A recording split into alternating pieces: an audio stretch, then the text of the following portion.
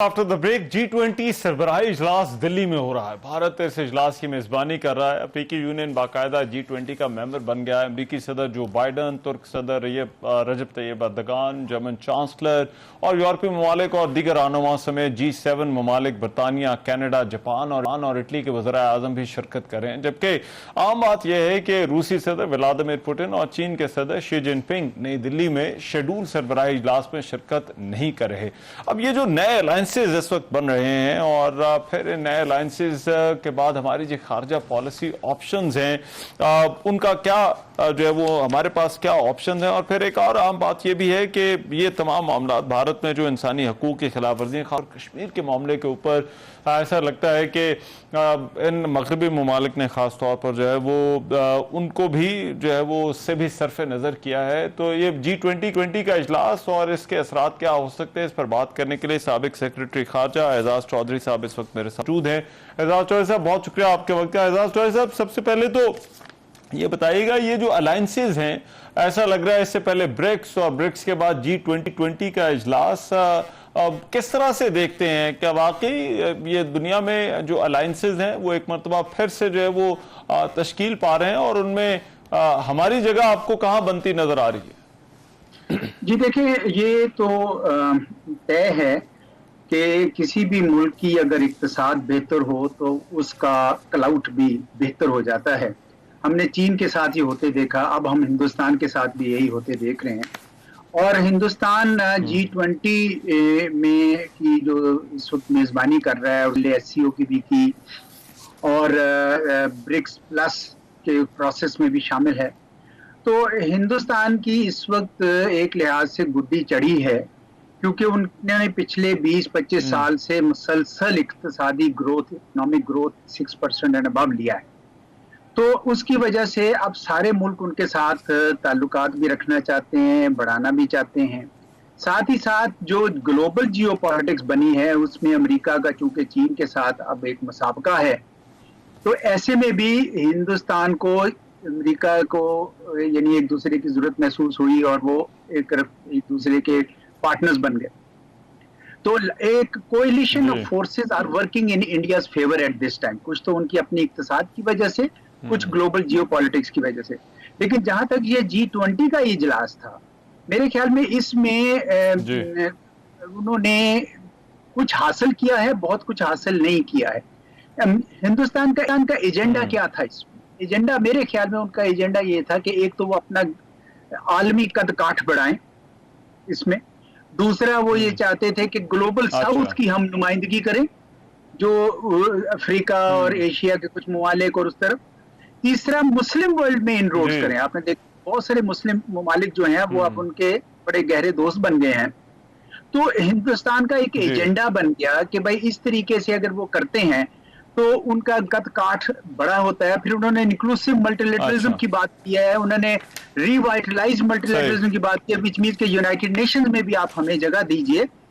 तो आप ये पूछ रहे थे कि इसका फिर हमारे लिए क्या इसकी इम्प्लीकेशन है। तो जाहिर सी बात है कि हिंदुस्तान हमें आइसोलेट करने की कोशिश कर रहा है। मोदी सरकार की ये पॉलिसी पिछले 6-7 साल से चल रही है, और जब वो आपके दोस्तों को रोप इन करते हैं तो उसका पाकिस्तान पे कुछ नेगेटिव असर तो होता है। अच्छा, लेकिन मगर इसमें एक बड़ी इंपॉर्टेंट डेवलपमेंट है एजाज चौधरी साहब, और वो चीनी सदर का वहां पर जो है वो ना जाना है। सो व्लादिमीर पुतिन का तो भी यूक्रेन वाला जो मामला है उसके बाद समझ आता है, लेकिन चीनी सदर का वहां पर ना जाना, इस इजलास में शिरकत ना करना, इसको आप किस तरह से देखते हैं? हालांकि उनकी जो गैर हाजिरी है उसकी कोई सरकारी वजह नहीं बताई गई। नहीं, मेरा ख्याल है सेटबैक है। उसकी वजह है कि G20 की 2 मीटिंग्स इन्होंने डिस्प्यूटेड टेरिटरीज में की, एक अरुणाचल प्रदेश में जो चीन अपना हिस्सा समझता है उसको, और एक मकबूजा कश्मीर में जो पाकिस्तान के साथ मिलना चाहिए। तो इसलिए भी चीन को भी इस बात की खफगी है कि हिंदुस्तान अपने एजेंडा के बढ़ावे के लिए इसको इस्तेमाल कर रहा है इस फोरम को। आप ये देखें कि इस दफा जो यूक्रेन पे भी जो बातचीत हुई है, उन्होंने डिक्लेरेशन में जो लिखा है उस पर उन्होंने रशिया का नाम तो नहीं लिया, लेकिन काफी क्रिटिसाइज किया है रशिया को भी कि जी आपने टेरिटोरियल इंटेग्रिटी किसी की वायलेट नहीं करनी, ये नहीं करना, वो नहीं करना, और न्यूक्लियर वेपन्स को यूज नहीं करना। तो रशिया भी एब्सेंट तो है, लेकिन फिर उसकी कॉस्ट पे करनी पड़ी है, क्योंकि उसकी एक किस्म की कंडेमनेशन हुई। देखिए, जियो पोलिटिकल इशूज पे अच्छा। तो कोई खास ब्रेक थ्रू नहीं था। सिर्फ अगर चीज जो मुझे नजर ठीक आई है। है वो नजर आई है कि इन्होंने क्लाइमेट जो एग्रीमेंट्स हैं उसके ऊपर थोड़ा कहा कि जी हम उसको ट्रिपल करेंगे, जो रिन्यूएबल कैपेसिटी को, और इस तरह की चीजें उन्होंने कोई बातचीत की है। लेकिन कोई ऐसा कोई बहुत बड़ा कोई ऐसा ऐलान या एलामिया नहीं है अच्छा, हमने जिससे एजाज चौधरी साहब ब्रिक्स में भी और अभी G20 में भी जारी बात है ब्रिक्स के मामले में ज्यादा गल्फ के जो ममालिक हैं उनका बड़ा इंटरेस्ट और बड़ी दिलचस्पी देखी है इस जानिब।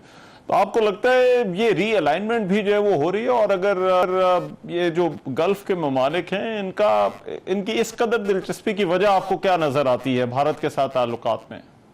देखिए, मैं आपको बताऊं कि जो मिडिल ईस्ट है वो तब्दील हो रहा है बड़ी तेजी से, और हम तो बड़े अरसे से इंस्टीट्यूट ऑफ स्ट्रेटेजिक स्टडीज में भी मैं आवाज उठाता था कि इस वक्त जो सऊदी अरेबिया का 2030 विजन है उसको पढ़ें, उसमें बहुत अपॉर्चुनिटीज निकल रही हैं। यूएई भी ये फॉसिल फ्यूल प्रोड्यूस करते हैं, लेकिन ये चैंपियन बने हुए हैं इस वक्त ग्रीन टेक्नोलॉजीज के। तो वहां पे जो सबसे मैक्सिमम ग्रोथ अगर दुनिया में इस वक्त हो रही है तो वहां पे हो रही है। अब उनको भी हिंदुस्तान से एक फायदा नजर आ रहा है क्योंकि हिंदुस्तान की भी इक्तिसाद बेहतर है। अभी आप देखें, यूरोपियन यूनियन भी एक प्लान बना रहे हैं कि वो मिडिल ईस्ट, इंडिया और यूरोप को मिलाना चाहते हैं, एक राउट बनाना चाह रहे हैं, एक कॉरिडोर बनाना चाह रहे हैं। तो मिडिल ईस्ट की इस वक्त बहुत अहमियत है।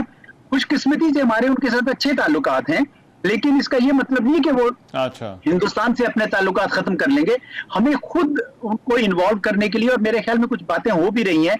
अगर पाकिस्तान इस वक्त पूरी तरह तवज्जो जो है जियो पॉलिटिक्स की बजाय जियो इकोनॉमिक्स पे कर दे और सारी की सारी अपनी इक्तिसाद बेहतर करे अपने, तो आप देखेंगे कि हिंदुस्तान की ये कोशिशें कि हमें आइसोलेट कर दे वो शायद कामयाब ना हो। ठीक है, एजाज चौधरी साहब बहुत शुक्रिया। बात कर रहे थे सेक्रेटरी खारजा G20 के इजलास के हवाले से। एक ब्रेक लेते हैं, ब्रेक के बाद वापस आते हैं तो पीपल्स पार्टी के जो इलेक्शन कमीशन के साथ मामला हैं उन पर बात होगी और फैसल करीम कुंडी साहब हमारे साथ होंगे इस ब्रेक के बाद।